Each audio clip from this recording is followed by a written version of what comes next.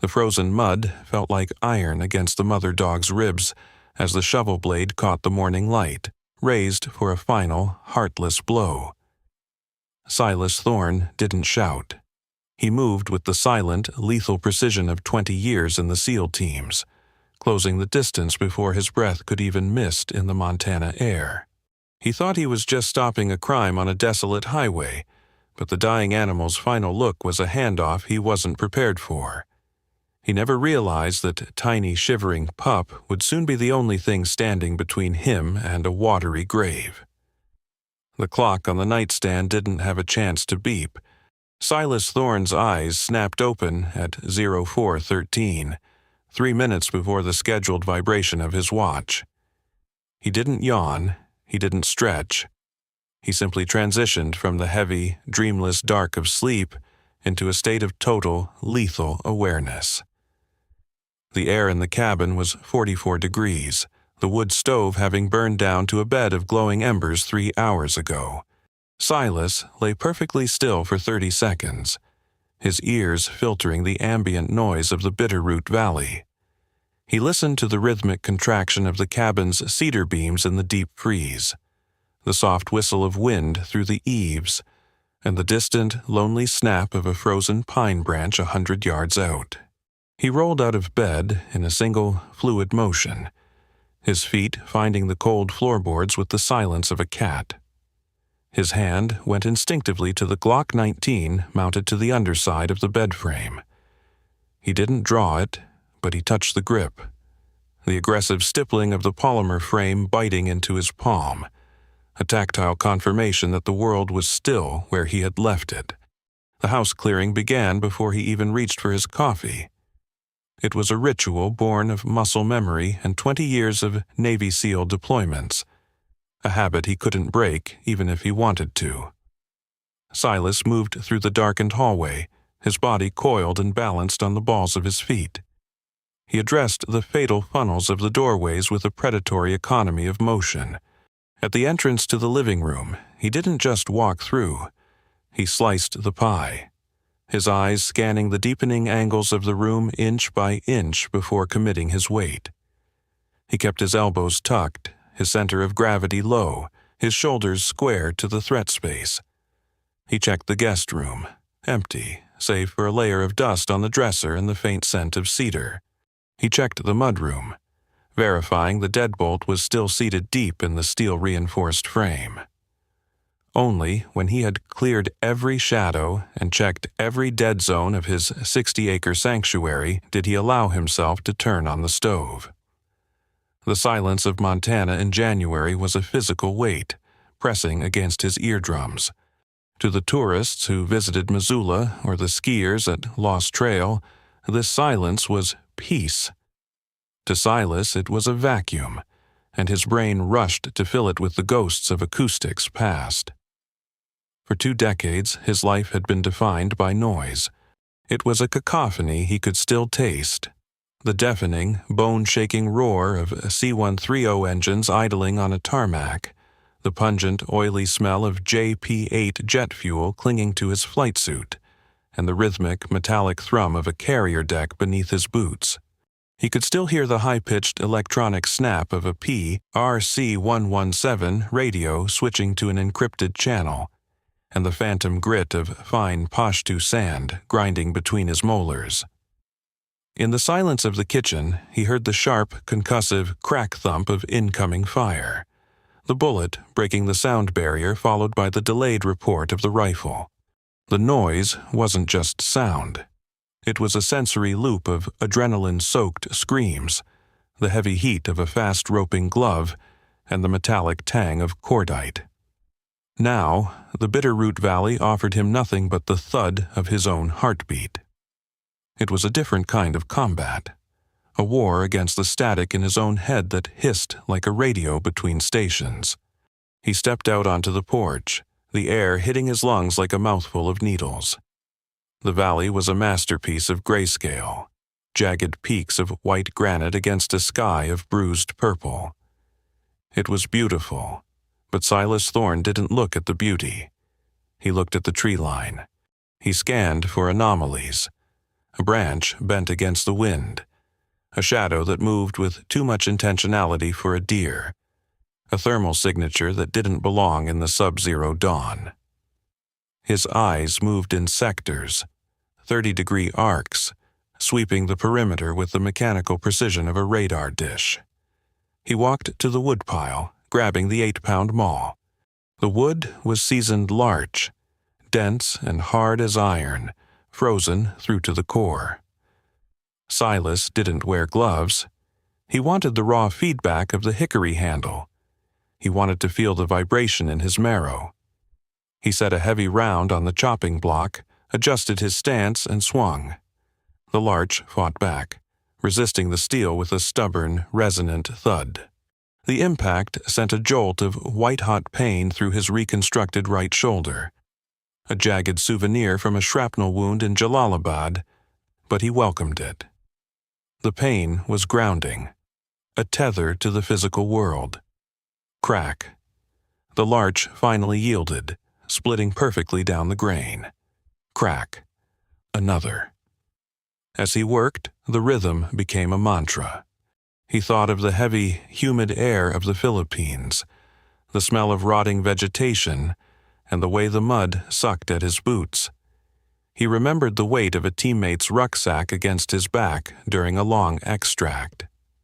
The cold Montana air reacted with his sweating skin, creating a shroud of steam that rose from his shoulders like a ghost. He worked with a metronomic cadence, his breath billowing out in thick white plumes.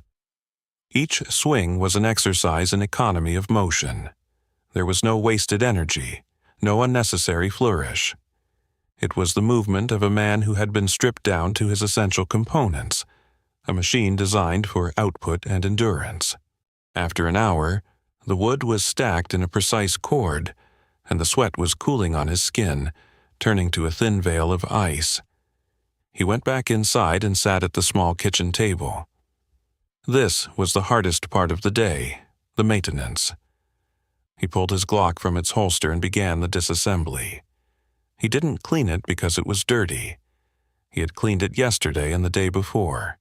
He cleaned it because the ritual provided a temporary ceasefire in his mind. The smell of Hop's No. 9 solvent, cloying, chemical, and nostalgic, filled the kitchen. To Silas, it was the scent of safety, a chemical reassurance that his tools were ready. He worked the slide, wiped the rails with a lint-free cloth, and checked the tension on the firing pin.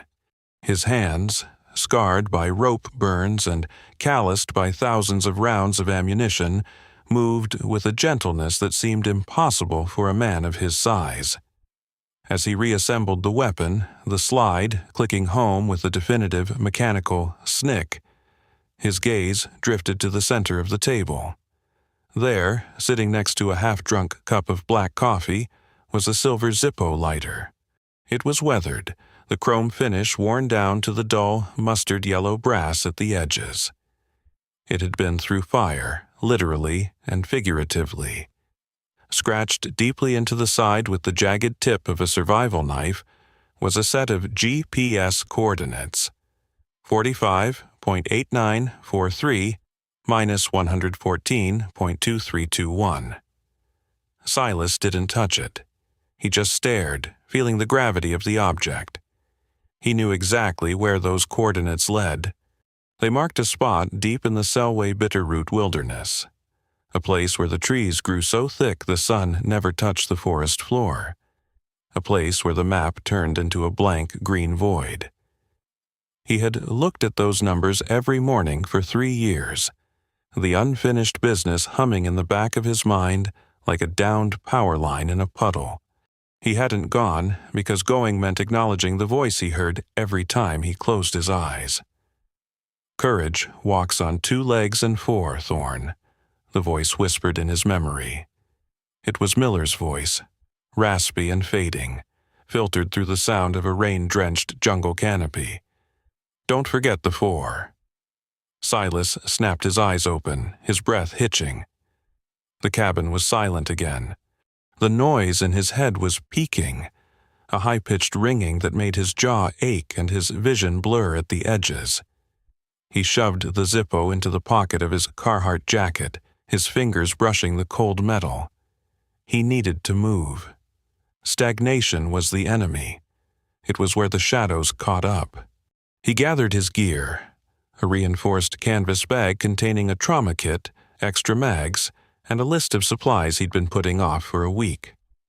The truck was a 1994 Ford F-150, a relic of steel and rust.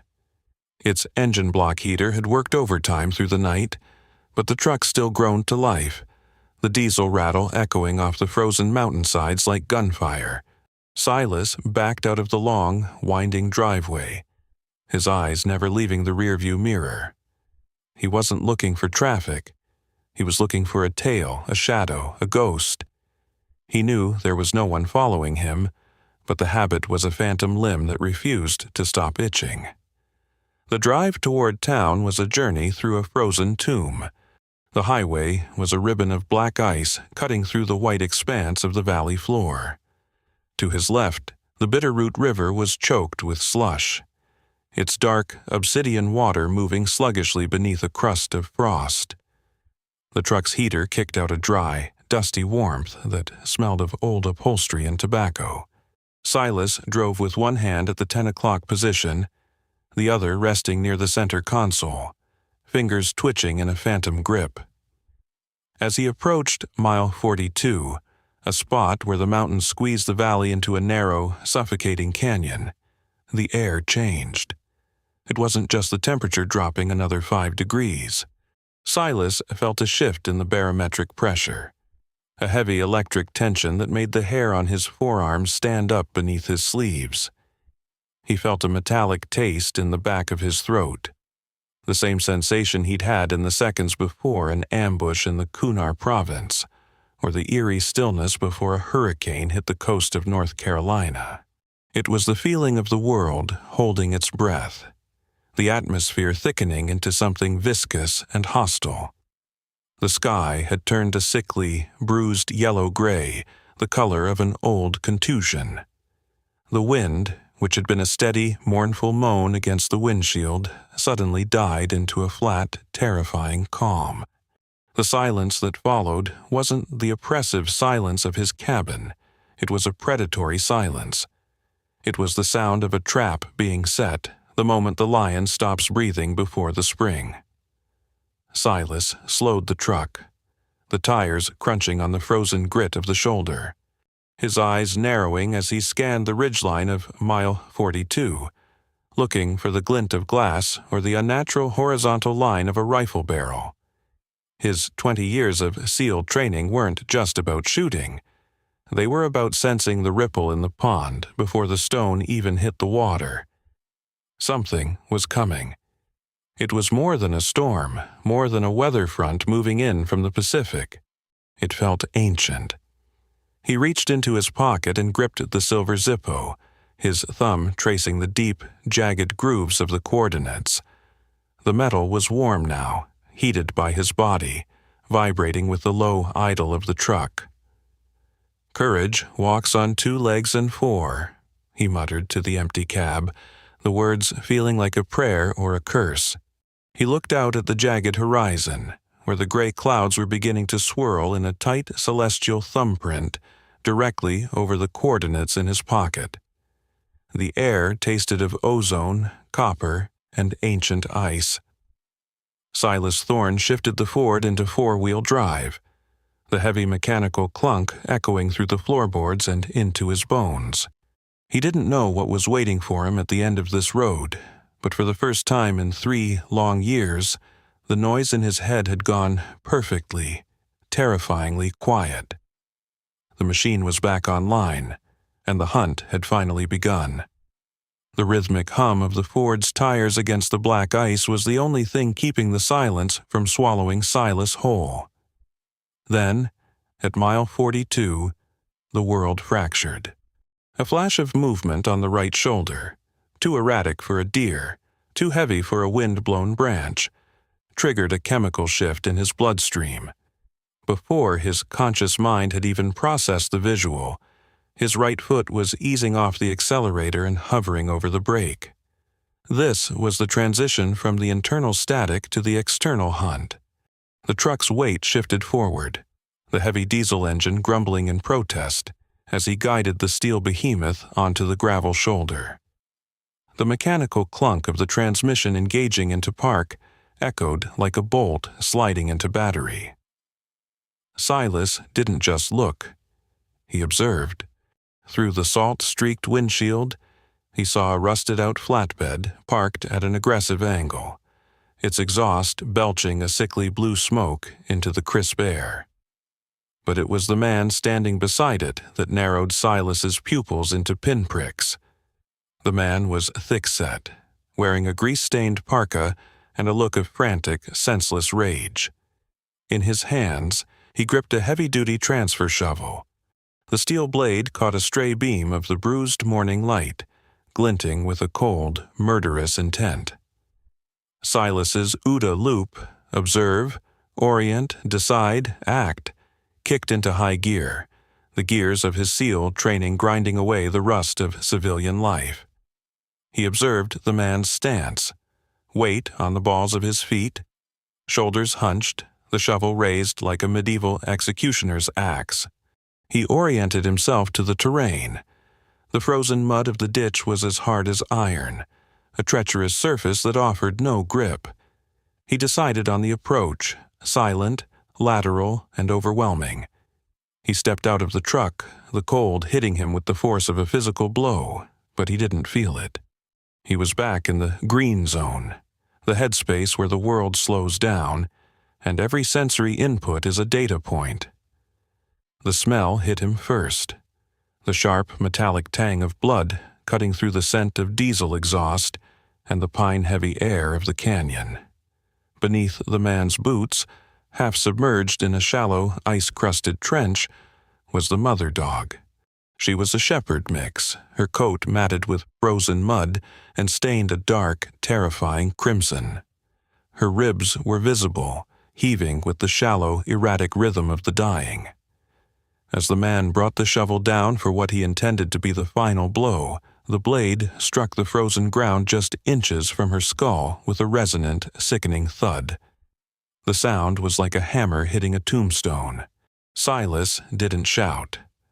A shout was a warning, and Silas Thorne didn't give warnings to threats. He moved with a predatory economy of motion, his boots finding purchase on the slick gravel with a silence that defied his size. Every step was calculated, a measured closing of the distance that erased the 30 feet between them in a heartbeat. The man raised the shovel again, his face twisted in a snarl of exertion. "Stay down, you worthless cur," he spat, his voice cracking in the frigid air.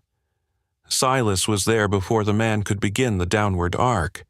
He didn't use a weapon. He used leverage and physics. He caught the wooden handle of the shovel in one hand, his grip like a vice, and with the other he delivered a palm-heel strike to the man's solar plexus. It wasn't about killing him, not yet. It was about removing the threat from the equation. The man folded, the air leaving his lungs in a ragged, wheezing gasp as he slumped against the side of his rusted truck. Silas ignored him. His focus shifted to the ditch. He knelt in the frozen mud, the cold seeping through his jeans, but his eyes were locked on the mother dog. She was far gone. The shovel had already done its work on her hindquarters, and the blood loss was reaching a critical threshold. But as Silas reached out, his hand hovering over her matted fur, she turned her head. The look in her eyes wasn't one of fear. It was a handoff. It was the gaze of a sentry who had held the line as long as she could and was now looking for relief. In that liquid, amber stare, Silas saw something that bypassed his tactical brain and pierced the armor around his heart. He saw the soul of a warrior. He remembered Miller then. He remembered the humid heat of the Philippines and the way Miller's K-9, a Belgian Malinois named Cairo, had looked at them after taking a fragment of a grenade meant for the team. Miller had held that dog as life ebbed away, whispering the same words that now echoed in Silas's skull. Courage walks on 2 legs and 4. A soft, high-pitched whimper broke the silence. Silas's hand moved instinctively toward the sound, reaching into the hollow of a rotted log just inches from the mother's head. His fingers brushed against something soft, wet, and violently shivering. He pulled back his hand to find a tiny pup, barely 6 weeks old, its fur a soot-colored mess. The pup was trembling so hard its teeth seemed to chatter, its small paws scrabbling against Silas's calloused palm for warmth. The mother dog watched this interaction. She gave a single, final sigh, a long, rattling exhale that carried the last of her warmth into the Montana sky. Her eyes dimmed, the light of her sentry duty finally extinguished. Silas felt a surge of something he hadn't felt in years. It wasn't just anger, it was a cold, crystalline purpose. The noise in his head, the static of the past, the ghosts of the fallen, suddenly aligned into a single, sharp frequency. The mission hadn't ended at his retirement. It had just changed shape. He stood up, the pup tucked securely inside the breast of his Carhartt jacket, right against his heartbeat. The man by the truck was beginning to stir, groaning as he clutched his chest. Silas looked at him, and for a second, the man saw exactly what he was dealing with.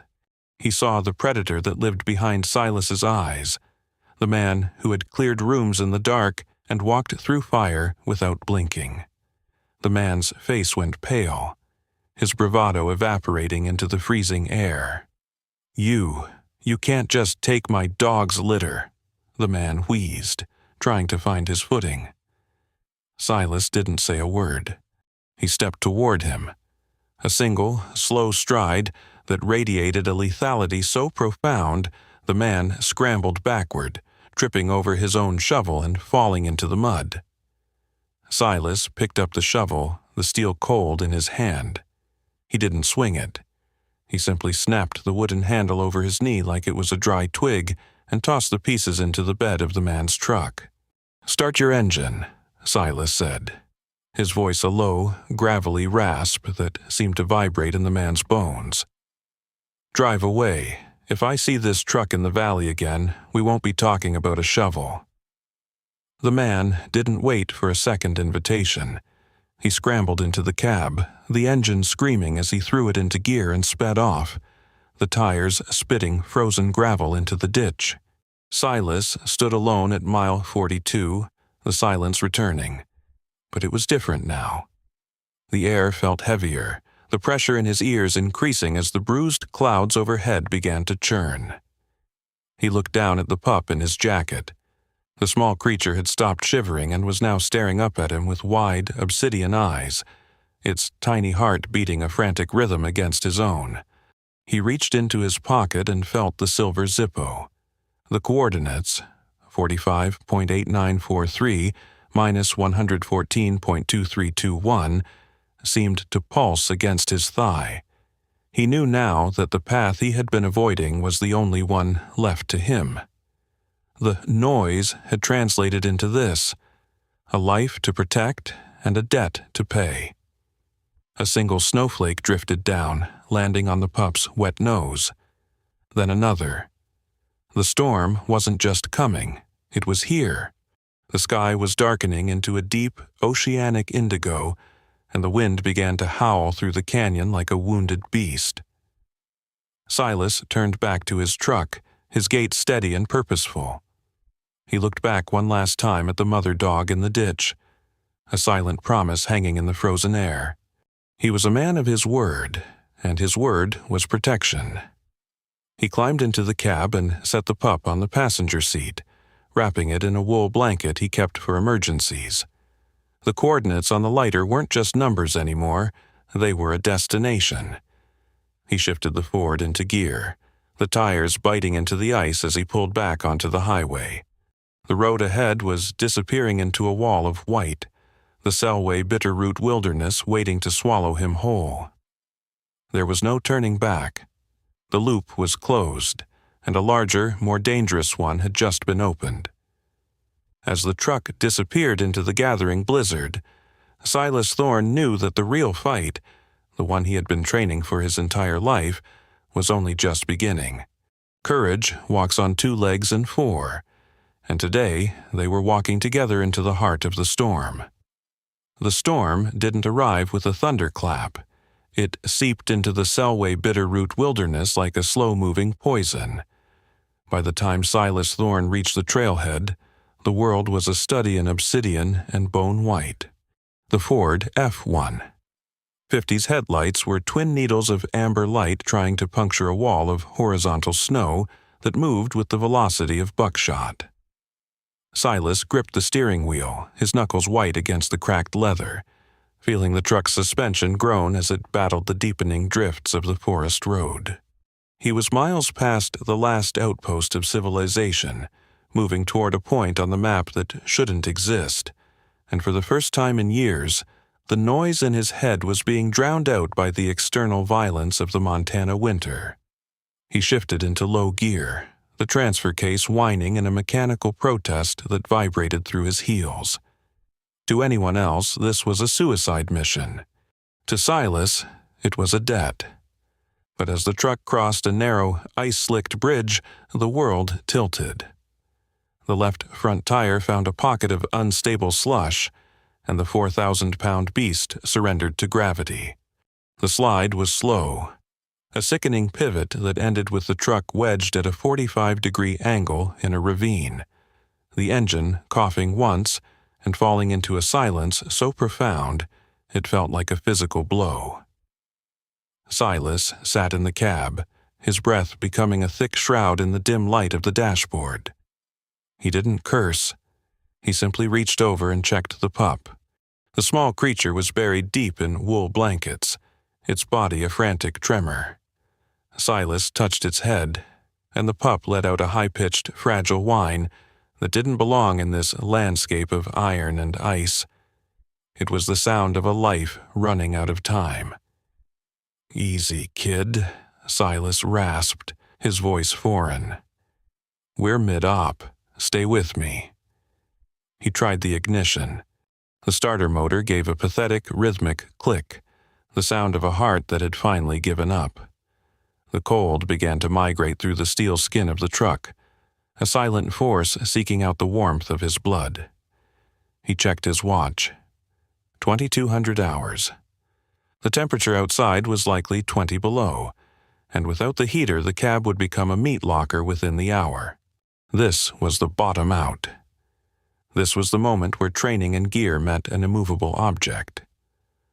Silas looked out at the whiteout, where trees were being swallowed by the gloom, and he felt the familiar pull of the abyss. For years, he had lived on the edge of this feeling, the sense that he was a relic of a war that had never ended, a tool used until its edges were dull and its purpose forgotten. He had spent his life protecting others, clearing paths for men who would never know his name, and now he was stuck in a ditch with a dying puppy and a ghost in his pocket. The noise returned, but it wasn't the roar of engines. It was the silence, the vacuum that Miller's death had left behind. Silas reached into his jacket and pulled out the Zippo. He flicked the lid, the metallic clink echoing like a gunshot. He struck the flint. A spark, but no flame. He struck it again. The wick was dry or the fluid had frozen. He was a master of survival, yet he was unable to produce a single flicker of light. He stared at the coordinates. 45.8943 minus 114.2321. He had carried these numbers like a cross, a promise to a dying man he wasn't sure he could keep. "Is this the plan, Miller?" Silas whispered, his eyes fixed on the frozen glass. "To bring me out here to watch another one die? Is that the joke?" The 50-year-old veteran felt a sharp pang in his right shoulder, the old shrapnel wound pulsing with an ache. It was a reminder of his fragility, of the years he had traded for his country. He thought of the men he'd served with, the ones who had found peace or built families. He thought of the quiet Sundays he should have had, the smell of breakfast, the laughter of a child he never fathered. Instead, he had the smell of solvent and the weight of a Glock.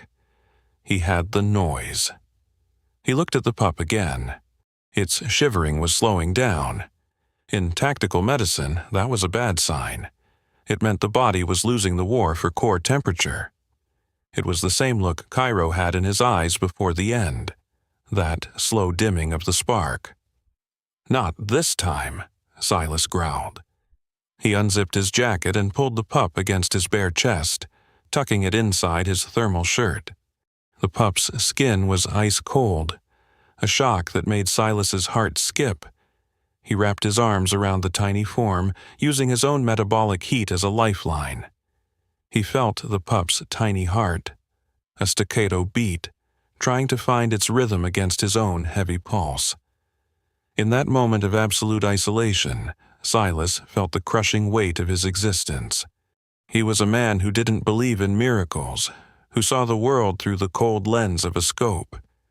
He had seen too much darkness to believe in light. Yet, as he sat in the freezing dark, he found himself doing something he hadn't done since he was a boy in North Carolina. "If you're there," he whispered, his voice cracking, "take me. I've carried enough. But let this one live. Don't let the fire go out for the innocent." The wind screamed outside, a banshee wail that shook the truck. The cold was a physical weight now, making every breath a jagged effort. He felt his own temperature dropping, the slow lethargy of hypothermia clouding his mind. His vision blurred, and the coordinates on the Zippo seemed to dance. He closed his eyes and saw the team.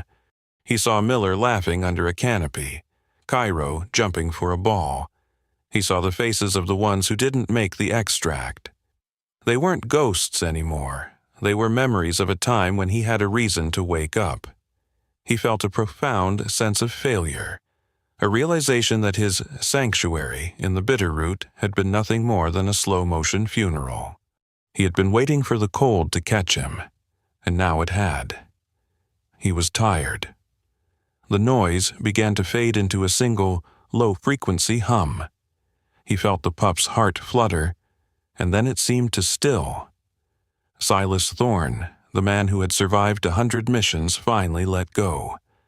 He let his head fall back, his grip on the pup loosening as the darkness began to pull him under. He had reached the bottom. He had lost his mission, his faith, and his will. The storm had won. But then, through the rhythmic thrum of the wind, a sound reached him that shouldn't have been there. It wasn't the howl of the storm. It was a low, resonant frequency, a vibration that felt like a deep-chested rumble. Silas's eyes snapped open, his pupils dilating. He felt a sudden sharp heat in his pocket, the Zippo against his thigh. And as he looked through the frost-crusted windshield into the heart of the whiteout, he saw something that made the hair on his neck stand up. But then something happened. The scratching on the crystalline glass was not the skeletal fingers of the wind. It was rhythmic, deliberate, and accompanied by a sound Silas Thorne hadn't expected to hear in the dead center of a Montana whiteout, the heavy, wet huff of an animal's breath against the frost. He forced his heavy eyelids upward, the ice on his lashes crackling like tiny shards of broken diamond.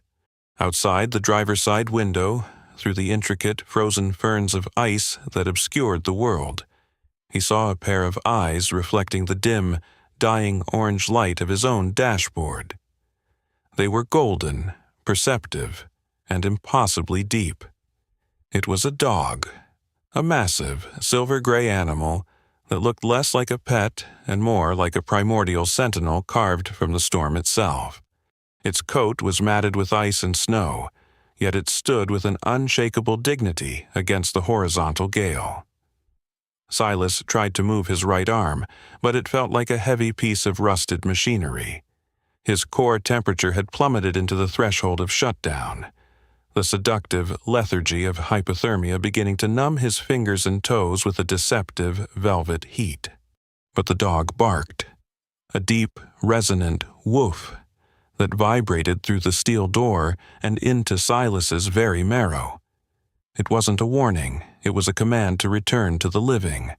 And then a shadow appeared behind the animal, a human shape draped in heavy canvas and silver fox fur, holding a lantern that sputtered with a brave, defiant orange flame.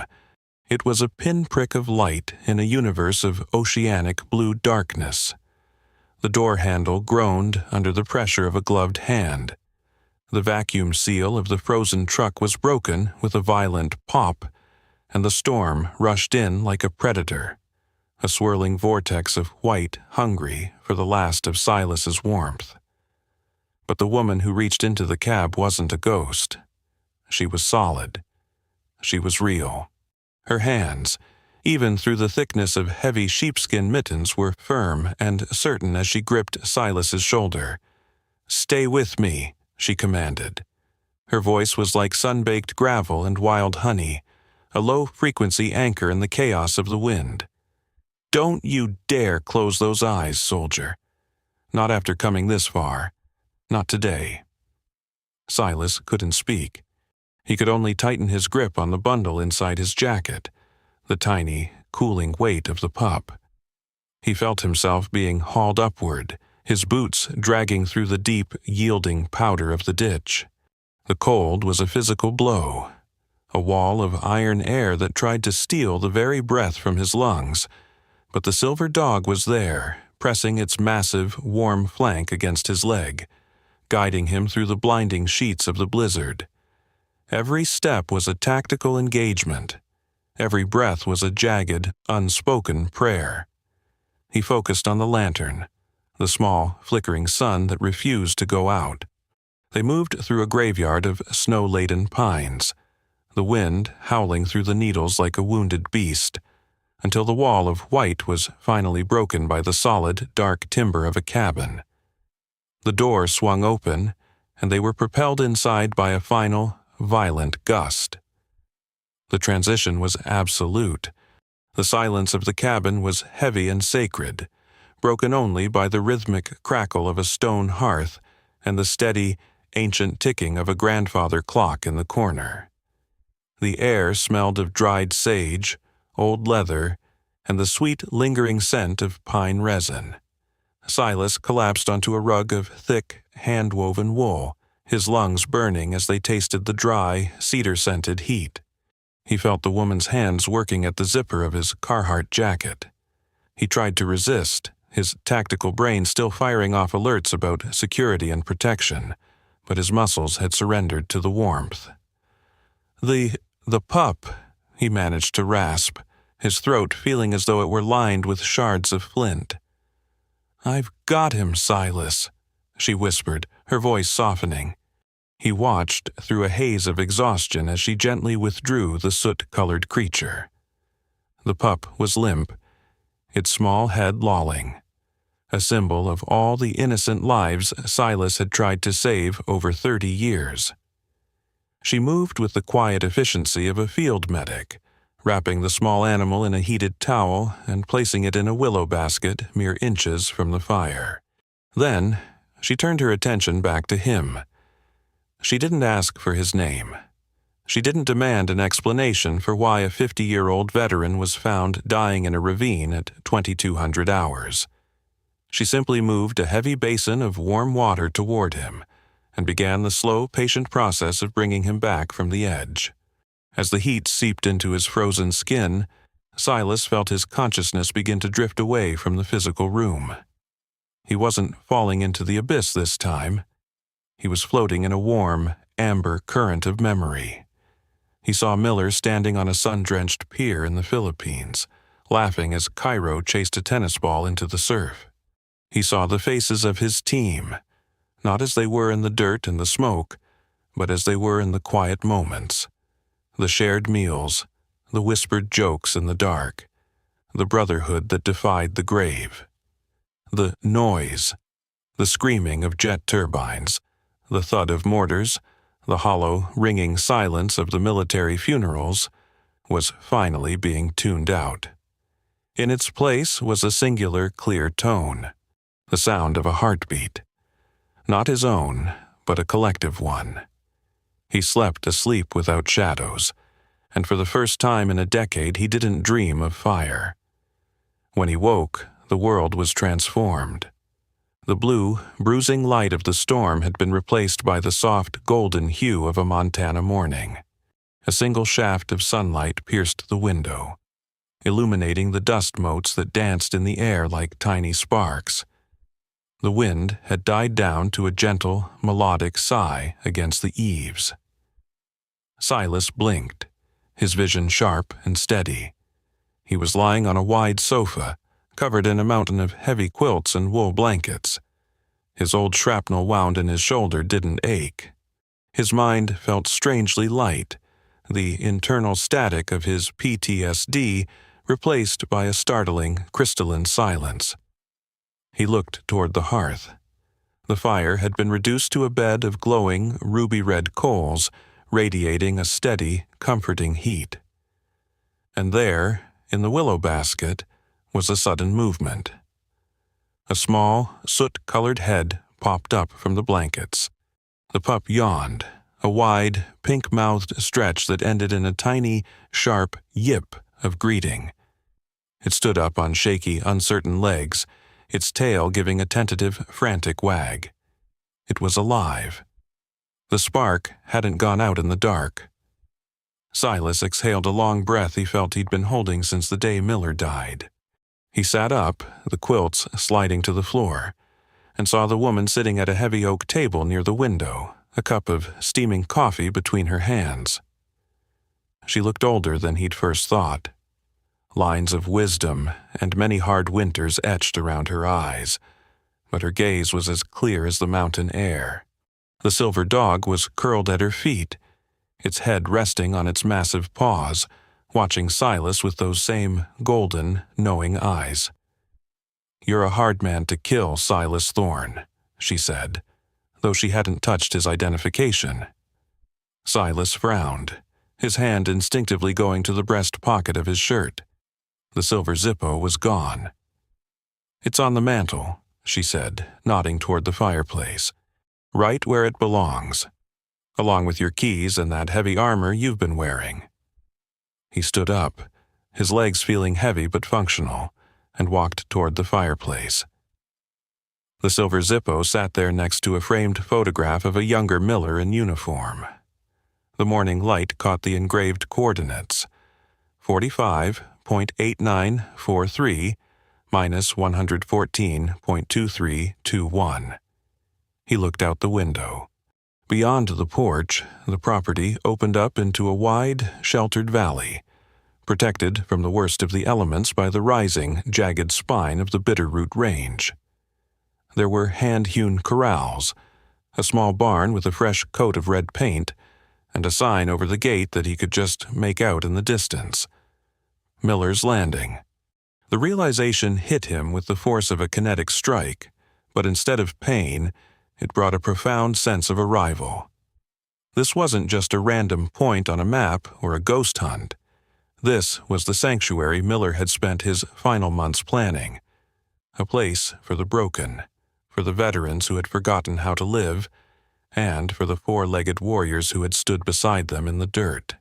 Miller hadn't sent him on a mission to die. He had sent him on a mission to find his way home. "He spoke about you in every letter he ever wrote," the woman said, standing up and walking toward him. She was Alara, Miller's older sister. "He said if anyone could find this place in the middle of a blizzard, it would be the man who taught him how to navigate the dark. He called you his North Star, Silas. He knew you were lost, and he knew you'd never stop moving until you found a reason to sit by a fire." Silas touched the cool metal of the lighter. He had spent years running from the ghosts, thinking they were a tail he couldn't shake. He realized now that they hadn't been chasing him at all. They had been herding him. They had been guiding him through the trees and the ice, pushing him toward this valley. The noise had never been a curse. It was a frequency he hadn't learned how to tune into until he had nothing left but a prayer and a dying pup. He looked down at the pup, who had scrambled out of the basket and was now sniffing at his boots, its small tail thumping against his leather laces. He reached down, his large, scarred hand enveloping the small creature. The pup licked his thumb, its tongue warm and sandpaper rough. A surge of protectiveness, more profound and ancient than anything he'd felt on 100 battlefields, washed over him. He wasn't just a weapon of the state anymore. He was a steward of life. The heaviness of his existence, the weight of the gear, the burden of the fallen, the endless grinding cycle of the OODA loop didn't vanish, but its nature changed. It was no longer a weight that dragged him into the abyss. It was the foundation upon which he would build something new. He looked at Ilara and saw the same grief he carried, but it was seasoned with grace and a quiet strength. "I wasn't sure I could carry the debt," Silas admitted, his voice a low, honest rasp. "You didn't have to carry it alone," she replied, gesturing to the silver dog outside. "You just had to get close enough for the heart to be heard." The rhythm of the morning began to take hold of him. The soft whistle of the coffee pot, the snap of the dying fire, the steady breathing of the pup in his palm. It was a new symphony. The internal static was dead air. In its place was a quiet, steady resolve that felt like granite. The mission had fundamentally changed. He wasn't clearing a room, he was clearing a future. He wasn't guarding a perimeter, he was nurturing a home. For the first time in 50 years, Silas Thorne felt the gears of his soul click into a perfect, silent alignment. He looked at the pup, then at the silver dog, then at the vast, white-draped valley waiting outside. Courage, he realized, wasn't just about the strength to endure the storm. It was about the wisdom to walk out of it, and the heart to stay once you finally found the light. He picked up the pup and walked to the porch, the obsidian eyes of the small creature reflecting the sunrise. The coordinates on the Zippo weren't a destination to reach, they were the baseline of a new life. Courage walks on 2 legs and 4, and today they were standing on a ground that finally, for the first time, felt like home. But as Silas looked toward the barn, he saw something tucked under the eaves, a long row of empty kennels and a training field that had been partially reclaimed by the snow. He felt a familiar, electric itch in his palms, a pull toward a purpose he had thought was dead and buried in the sand of a dozen foreign lands. He turned back to Ilara, his eyes narrowing with a familiar, tactical focus. How many did Miller say were coming? She smiled, a sad but hopeful curve of her lips that mirrored the warmth of the cabin. "He said you'd know exactly what to do with them when you got here, North Star." Silas nodded, his gaze returning to the valley. The storm of the night was over, but a different kind of work was about to begin. The noise was gone, and in the silence he could finally hear the call of a mission worth living for. The sun hadn't yet crested the jagged obsidian teeth of the Bitterroot Peaks when Silas Thorne's boots hit the porch floorboards. The air was a razor, clean, lethal, and thin, cutting through the lingering warmth of the cabin like a combat knife. He didn't look back at the dying embers in the hearth or the soft wool quilts that had temporarily shielded him from the world. He looked toward the barn. His hands were steady, the internal mapping of his mind already overlaying tactical grids onto the snow-choked landscape. This wasn't a retreat anymore. It was a forward operating base. He reached for a heavy crowbar leaning against the siding, feeling the familiar cold weight of industrial steel. It was time to clear the wreckage. The first hour was a blur of kinetic energy. Silas moved with a rhythm born of 20 years in the SEAL teams. Economy of motion, eyes constantly scanning for structural weaknesses. his body operating on a muscle memory that bypassed the fatigue in his soul.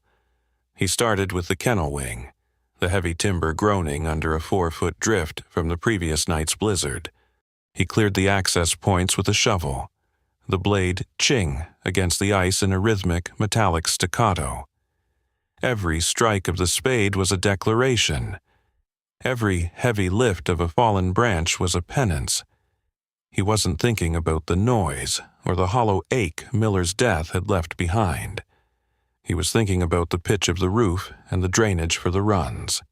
He was a man with the objective, and for Silas Thorne, the objective was the only thing that kept the ground from falling away. Titan, the soot-colored pup, was a shadow at his heels. The small creature didn't shiver today. It bounced through the powder, its tiny paws leaving frantic, messy prints alongside Silas's deep, measured tracks. Silas stopped to adjust the pup's makeshift wool vest, kneeling in the biting snow. "Eyes up, kid," he rasped, his voice still a low, gravel-lined growl. "We don't leave a perimeter unsecured." The pup yapped, a sharp, brave sound that bounced off the barn walls and echoed into the pines. For the first time in an eternity, Silas let a ghost of a smile touch his weathered face. He wasn't just surviving. He was preparing the ground for those who would follow. But the Bitterroot Range never surrenders without a fight. He reached the main kennel block, where the structural integrity had been compromised. A massive ponderosa limb, snapped by the weight of the ice, lay like a dead giant across the rafters. Silas assessed the load-bearing beams. They were splintered, holding on by sheer friction and the grace of the frost. If he could lever the limb off, he might save the frame. He set his feet, digging his heels into the frozen dirt beneath the snow. He gripped the crowbar, his knuckles turning a waxy, bloodless white. "Heave," he grunted, the word catching in his throat. The wood screamed. The limb shifted an inch, then snagged on a rusted bolt. Silas threw his entire weight into the leverage, his boots sliding against the ice. Suddenly, his right shoulder, the one that carried the jagged souvenirs of a 2014 IED in the Helmand province, began to burn. The ache wasn't the slow throb of a cold morning. It was a white-hot stabbing of metal against nerve. His vision blurred, the world tilting as the old shrapnel wound pulsed with a rhythmic, agonizing heat. He was 50 years old. He was a collection of old scars, titanium pins, and regrets. The limb didn't budge. Instead, a secondary support beam snapped with a sound like a high-caliber rifle shot. A shower of ice and splintered cedar rained down, forcing Silas to roll away into the deep powder. He lay there for a moment, staring up at the cold, indifferent blue of the Montana sky. His shoulder was a firestorm. His lungs burned with the effort of breathing air that felt like liquid nitrogen. The noise tried to creep back in. The whispers of the fallen. The voices that told him he was too broken to lead and too old to build anything but a grave. He looked at his hands, splayed out in the snow. They were shaking. Not from the cold, but from the limits of a body that had been used as a blunt instrument for too long. From the porch of the main house, Ilara watched him. She didn't move to help. She didn't call out. She knew that for a man like Silas, help was often a secondary injury. Ilara watched the man in the snow, her breath fogging the window pane. To the world, Silas Thorne was a relic, a high-performance machine with a blown engine. But from the safety of the cabin, she saw the architecture of his soul. He moved exactly like Miller had described in those frantic, late-night letters from overseas, with a desperate, quiet intensity, as if silence were a physical wall he had to break through with his bare hands. She remembered Miller's last letter, written on the back of a mission manifest. "Silas is the best of us, Elle, but he's forgotten how to build things that aren't on fire. If he ever makes it to you, don't give him a bed, give him a hammer." She saw him push himself up from the snow now, his face a mask of iron, ignoring the dead weight of his right arm. He wasn't a guest. He was a man trying to outrun his own shadow by building a sanctuary for others. Silas stood. He didn't shake off the snow. He walked back to the collapsed timber. He didn't try to lift the limb again with raw strength. He adapted. He found a length of heavy-duty chain in the barn and a rusted but functional winch mounted on a support post. He worked the mechanics, his left arm doing the heavy lifting while his right stayed tucked against his ribs like a wounded wing. He rigged the pull, calculated the angles of tension, and began to crank the handle. Slowly, the ponderosa limb groaned upward. The winch clicked, a rhythmic mechanical heart beating in the silence. Silas watched the tension in the chain, his eyes narrowed to tactical slits. He was back in the OODA loop. Observe, orient, decide, act. He wasn't fighting a war, he was fighting gravity, and gravity was a predictable enemy. When the limb finally cleared the rafters and crashed into the snowbank, the silence that followed was different. It wasn't the vacuum of the abyss he had felt yesterday. It was the heavy, satisfying silence of a problem solved. By noon, the transformation was undeniable. Silas had cleared the primary access runs. He had mapped the property with a scout's eye. 3 main kennels required structural bracing, a training yard that needed leveling once the thaw hit, a perimeter fence that was currently more of a suggestion than a barrier. He found a clipboard in the workshop and began to write, his movements becoming more fluid as his body warmed to the task. Phase 1. Structural stabilization of the north wing. Phase 2. Restoration of the auxiliary generator. Phase 3. Logistics for the first veteran K9 pair. His handwriting was precise, military-grade print. He looked at the list, then at Titan, who was currently wrestling with a discarded work glove. The weight of the debt felt different now. It wasn't a millstone dragging him into the river, it was a blueprint. He saw the potential in the rotted wood and the rusted wire. He saw the sanctuary Miller had envisioned, a place where the noise could be drowned out by the sound of a working team. He spent the afternoon splitting firewood, the rhythmic thwack of the axe echoing through the pines like a heartbeat. Every swing sent a jolt of lightning through his injured shoulder, but he welcomed the pain. It was real. It was physical. It was something he could manage with grit and breath. He stacked the wood with obsessive neatness, a fortress of cedar and pine against the encroaching night. He checked the pup's water. He checked the generator's oil. He moved with a purpose that felt like a new skin, tight and strange, but functional. As the shadows grew long and the bitterroot peaks turned a bruised royal purple, Silas stood on the edge of the training field. He looked back at the cabin, where the first orange light of a lamp flickered in the window, casting a long, warm glow across the snow. He looked at the barn, partially cleared, still mostly a ruin of ice and old wood. He felt the frozen air filling his lungs, no longer a poison, but a fuel. He had the tools, he had the ground, he had the mission. But as the first star pierced the velvet canopy of the Montana night, the enormity of the task settled over him with a cold weight. This wasn't a 3-day extract or a midnight raid. This was a lifelong deployment. He thought of the broken men Miller had spoken of, the ones who couldn't sleep, the ones who had forgotten how to speak to their own families. He thought of the K9s with their own versions of the shell shock, the dogs who wouldn't eat and couldn't stop shaking. He looked at his hands, calloused and torn, and then at the vast frozen wilderness surrounding his tiny, fragile island of light. He was one man, half broken and haunted, trying to build a cathedral out of scraps and snow. He felt Titan press against his boot, a tiny pulsing source of heat in the descending frost. Silas looked toward the dark trailhead, the only way in and the only way out of Miller's Landing. He had started the fire. He had drawn the line in the snow.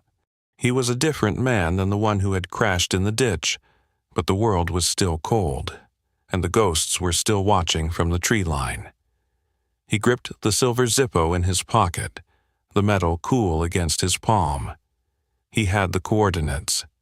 He had found the home. But as the wind began to pick up, carrying the scent of more snow from the high passes, a single, haunting thought echoed in the crystalline silence of his mind. The grinding of oversized tires against frozen Montana gravel didn't belong in the silence of the Bitterroot Mountains. It was too synchronized, a rhythmic crunch signaling the intrusion of the world Silas Thorne had tried to bury. Silas stopped mid-swing on the western perimeter fence, his sledgehammer suspended against the biting sky. Beside him, Titan, the soot-colored pup, didn't bark. The young dog dropped into a low, predatory crouch, a vibration humming in his chest that Silas felt through the soles of his work boots. It was the alert posture of a creature bred for the shadows, signaling the arrival of the elite at Miller's Landing. Silas watched the pup's hackles rise, a silent communication between two survivors who understood the sharp edges of life. He wiped frost from his brow, breathing shallow in the thin air, looking at the boundary he had built to keep the chaos of his former existence at bay. A blacked-out armored Suburban with government plates rounded the final bend of the ranch. The engine cut, replaced by the wind whistling through the pines and the metallic tick-tick-tick of a cooling manifold. The driver's side door opened, and Commander Vance stepped out into the biting cold. He was Silas's former life personified, wearing a crisp tactical jacket and polished boots that stepped over scrap lumber and rusted nails without hesitation. Vance moved with a clinical grace that felt jarringly out of place against the weathered wood of the barn and the raw, unpolished beauty of the valley. Every step the commander took seemed to reclaim a piece of the territory Silas had struggled to make his own. The air grew colder as Vance approached. A man who dealt in the currency of death and strategic extraction, bringing the weight of Silas's bloody history back into the light. "You're a hard man to find when you don't want to be caught, Silas," Vance said, his voice carrying the effortless authority of decades in the sit-room. He didn't look at the half-rebuilt barn or the struggling saplings Silas had planted. He assessed Silas like a mechanic evaluating a high-performance engine in a junkyard. Silas didn't drop the hammer, his voice raspy from disuse. "I wasn't hiding, Commander. I was working." Vance reached into his jacket and pulled out a manila envelope, the thick paper of a classified dossier. "The world is getting loud again," Vance said, his eyes scanning the perimeter. "A cell in the Maghreb has surfaced. High-value targets with a biological signature we haven't seen in years. The Pentagon isn't looking for a team. They want a single, deniable ghost. A Tier 1 surgeon who can walk in, clear the room, and vanish." He held the envelope out like an invitation. "There's a 7-figure deposit waiting in a blind account in Zurich. Why are you playing house with a stray dog in this wasteland when you could be fulfilling your true purpose? You were born for the hunt, Thorne, not for fixing fences in the permafrost." The mission offered professional validation and the absolute clarity of a target in the crosshairs. Vance's presence was a reminder of the god of the dark Silas had once been, a whisper of lethality that the world still required. As Vance spoke, the noise began to leak into Silas's mind. It wasn't a voice, but a haunting frequency of static and memory. His trigger finger, calloused and scarred from years of gripping steel, gave an involuntary twitch against the handle of the sledgehammer. The itch was back. The addictive clarity of high-stakes operations, where moral gray was replaced by the black and white of a mission profile. He could feel the phantom pressure of a communication earpiece, and the cold adrenaline that sharpened his vision until the world became a series of tactical problems. It was a beautiful, terrifying return to a version of himself that was simple and effective, devoid of the messy complications of a conscience. The ranch, with its freezing nights and constant poverty, seemed to fade against the high-definition intensity of the theater of operations. But then he felt Titan's warmth against his leg. The pup wasn't a weapon. He was a living responsibility that relied on Silas for survival. The noise reached a deafening crescendo, the old Thorne trying to take the wheel, offering him a life of destruction over the slow, ignoble death of a failing rancher. Silas's knuckles turned white as his grip tightened on the sledgehammer. For a moment, he looked at Vance and saw an objective rather than a mentor. Then, without a word, he turned his back on the commander, the ultimate declaration that Vance was no longer a factor. Silas walked toward the center of the training yard where a massive, rusted iron stake was partially driven into the frozen earth. It was a hitching post, stubborn and immovable. He raised the hammer high, using his seal-hardened muscle and newfound hope. The movement was fluid, a bridge between a past as a dealer of death and a future as a creator of life. Clang. The sound of steel on iron rang across the valley, a singular, pure note that shattered the mental static like glass. Clang. He hit it again, the shockwaves traveling up his arms and grounding him to the Montana soil. Vance watched, his face a mask of cold disappointment as Silas ignored the $1 million dossier. Each strike was a physical manifestation of his choice to stay, to build, and to endure. The vibration of the iron resonated in the bedrock of the mountains, a declaration of independence from state-sanctioned violence. Silas didn't look back. He focused on the resistance of the earth and the rhythmic pulse of a heart that was finally beating for something other than a kill. Silas stopped, his breath coming in heavy white plumes. The iron stake was driven 6 inches deeper, anchored as firmly as his resolve. He turned his head just enough to catch Vance's eyes. He unclipped the silver training whistle from his belt and dropped it into the snow at Vance's feet. "Purpose isn't found in a crosshair, Commander," Silas said, his voice absolute. "I spent 30 years clearing rooms. I'm spending the rest of my life building them. Take your money and get off my land before the dog decides you're a threat." Vance realized the weapon he sought was gone. He picked up the whistle and climbed back into the SUV, the heavy doors sealing with a pressurized thud before the vehicle retreated down the mountain pass. As the vehicle disappeared into the pines, the living silence of the wilderness returned. Silas dropped the hammer and slumped against the fence, his muscles trembling from the effort of his choice. He wasn't Thorne the operator. He was the shepherd of Miller's Landing. He buried his hand in Titan's thick fur, the pup leaning into him as a warm anchor against the encroaching night. The struggle of the ranch would continue. The pipes would freeze and money would be tight. But Silas Thorne was no longer waiting for the next mission. He was already on it, building a life from the frost. Courage walks on 2 legs and 4. The iron grip of the Montana winter didn't break all at once. It surrendered in a series of long, wet sighs. The obsidian teeth of the Bitterroot peaks remained capped in white, but down in the valley, the world was beginning to breathe again. Silas Thorne stood on the porch, a tin mug of coffee steaming in his hand, watching the fog roll off the creek. The air no longer cut like a combat knife. It tasted of damp earth and pine resin. It was the smell of a mission ending and a life beginning. He moved differently now. The frantic energy of a man outrunning his shadow has been replaced by a grounding rhythm. His right shoulder still signaled every change in the weather with a dull ache, a souvenir from the Helmand province, but he no longer viewed the pain as a failure.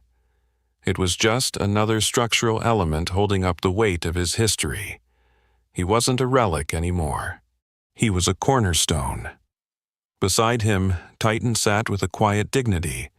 The soot-colored German shepherd pup had filled out, his chest broadening and his coat thick as polished slate. His ears stood like velvet radar dishes, twitching at the distant call of a hawk. Titan didn't bounce through the slush. He waited for Silas's command, his amber eyes fixed on the man with a clarity that made words redundant. They were no longer two refugees hiding in a cabin. They were a team, forged in the freezing dark. Silas looked back into the cabin. The forward operating base feel was gone. Above the mantel, he had mounted the photo of Miller and the team, not as a shrine to the dead, but as a map for the living. Miller's journals weren't tucked away. They were open on the heavy oak desk. He had closed the loops of the letters Miller had written from the wire. He understood now why Miller hadn't given him a bed, but a hammer. A bed is for forgetting. A hammer is for remembering how to build. A beat-up Ford Bronco with veteran plates crunched up the drive. Silas set his coffee down and stepped off the porch, Titan moving at his heel in a synchronized shadow. The driver was Elias, a former Army Ranger with a 1,000-yard stare. He stepped out of the truck, his movements stiff, scanning the perimeter with hypervigilance. In the passenger seat sat a Belgian Malinois. "Thorne?" Elias asked, his voice a dry rasp of exhaustion and hope. "You're late for the briefing," Silas said, his voice a low welcome. "But I've got a kennel ready for your partner and coffee that could strip paint." The transformation of Miller's Landing was now a living reality. The north wing stood braced against the spring winds. The training yard was leveled, and the iron hitching post, the one Silas had driven into the earth to defy Vance, now served as an anchor for the obstacle course. Silas watched as Elias approached the kennel gate, the tension in his shoulders thawing, as Titan let out a soft yip. This was the emotional payoff Silas hadn't known he was allowed to have.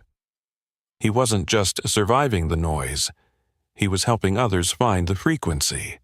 For the first time, the static in his mind wasn't a roar. It was a low hum, ignored when there was work to be done. He had spent 20 years clearing rooms of enemies. Now, he was filling them with brothers.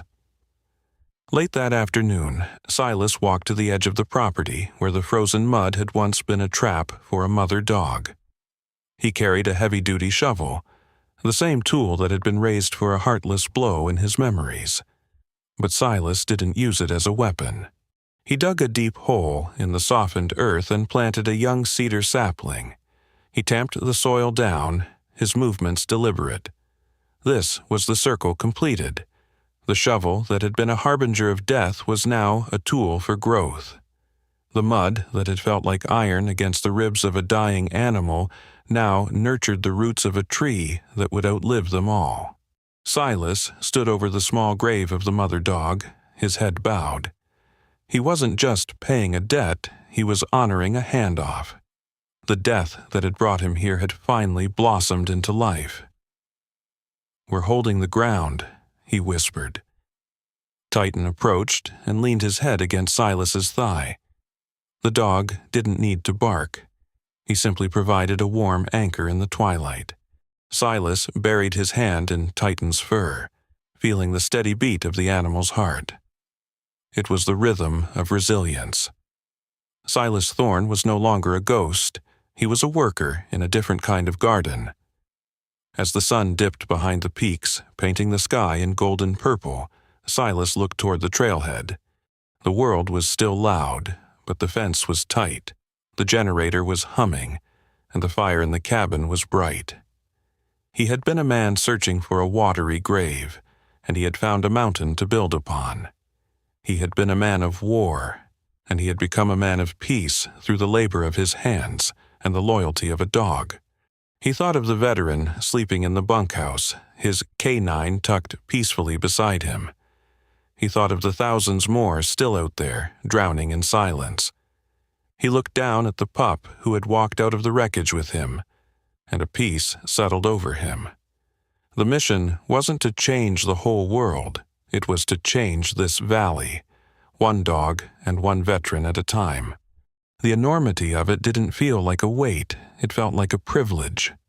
Shadows grew long, blurring the lines between the forest and the sanctuary. In the dark, it was hard to tell where the man ended and the dog began. They moved as a single entity, a composite creature born of scars and steel and a love that required no language. Silas Thorne turned toward the cabin, his boots crunching on the wet gravel, a man with his head held high. He realized now that the ultimate tactical advantage wasn't a weapon. It was the ability to feel the sun on your face and know you were home.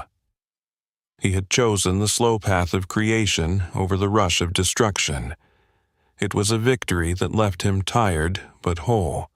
Courage walks on 2 legs and 4, and as Silas Thorne stepped into the warmth of the cabin, closing the door against the final chill of winter, he knew that the walk had only just begun. The journey didn't end with a victory. It continued with every sunrise and every tree planted in the Montana soil. The mission was eternal, and for the first time, he didn't want it to end. The silence of the mountains was no longer empty. It was filled with the breathing of those who had found their way home. Silas Thorne stands on the edge of the porch, his hand resting on a beam of raw, unweathered cedar. The smell of sawdust is heavy in the air, a sharp, clean scent that contrasts with the metallic, biting memory of gun oil and cordite. For 20 years, his hands were instruments of precision and ruin, calibrated to dismantle structures and lives with surgical efficiency. But today, his palms are stained with the amber sap of the Montana pines, and his fingers are calloused from the pull of a saw rather than the tension of a trigger. This choice, to stay at Miller's Landing, to turn his back on the lucrative shadows of his former life, is the most difficult operation he has ever conducted. It is the realization that every choice to build is a quiet, radical victory over the primal impulse to destroy. Destruction is a momentary flare, a loud and violent surge that demands little more than the willingness to let go. Building, however, is a slow, agonizingly beautiful discipline. It requires the courage to stand in the wreckage of one's own history and decide that the future deserves a foundation. As Silas looks out over the valley, he understands that the sanctuary he is creating for his fellow veterans and their K-9 companions is not just a collection of buildings. It is an act of defiance against the void. To create something out of nothing, to offer shelter where there was once only exposure, is the ultimate reclamation of the soul. He has spent a lifetime being the storm, but here, in the shadow of the Mission Mountains, he has chosen to be the anchor. It is a victory won in inches, in the steady driving of nails and the slow curing of concrete, proving that the greatest strength is not found in the power to take, but in the endurance required to give.